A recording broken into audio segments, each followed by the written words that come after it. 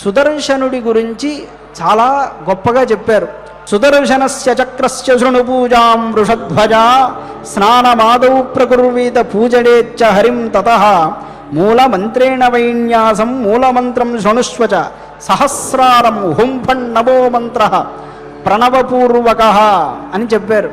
సహస్రారాయ నమః అని మనం కేవలం సుదర్శనుడికి నమస్కరించేటప్పుడు ఈ విధంగా నమస్కారం చెయ్యాలి. చేసి ఇక్కడ మంత్రసారమునంతటినీ కూడా ఒకానొక శ్లోకములో ఇచ్చారు. ఈ శ్లోకాలని పఠించుకుంటే సుదర్శనుడి రక్ష చక్కగా కలుగుతుంది. ఆ మంత్రం నమస్సుదర్శనాయైవ సహస్రాదిత్యవర్చసే జ్వాలమాలా ప్రదీప్తాయ సహస్రారాయ చక్షుషే సహస్ర ఆదిత్యవర్చసే. 1000 సూర్యుల యొక్క ప్రకాశం కలిగిన సుదర్శన మహానుభావుడి కోసం, సుదర్శనుడి కోసం నమః సుదర్శనాయ నమః నేను నమస్కారం చేస్తున్నాను. జ్వాలామాలా ప్రదీప్తాయ సహస్రారాయ చక్షుషే.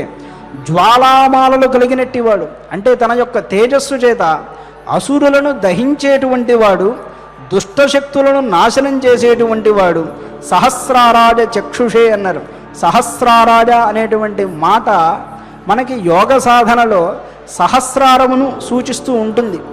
ఆయన లేకుండా శ్రీహరిని ధ్యానించడం అనేది సాధ్యము కాదు.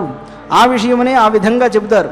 పైగా సర్వదుష్ట వినాశాయ సర్వపాతకమర్దిని, ప్రతిదానికి మనం నమః అన్నది జోడించుకోవాలి.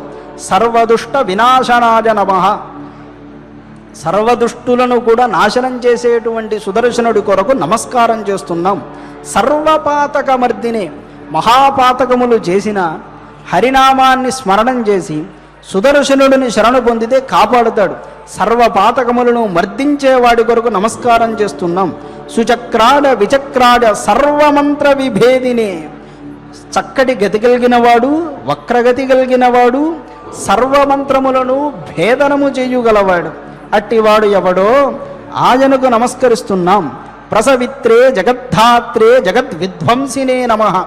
సృష్టి స్థితి లయములు చెయ్యగలిగినటువంటి వాడు. ప్రసవిత్రే అంటే సృష్టి సమర్థత కలిగిన వాడు, జగత్తును పాలించగలిగిన వాడు. జగద్విధ్వంసినే నమః, జగత్తును క్షడించేయగలిగిన వాడు ఎవరున్నారో ఆ సుదర్శనమూర్తికి నమస్కారం అన్నారు.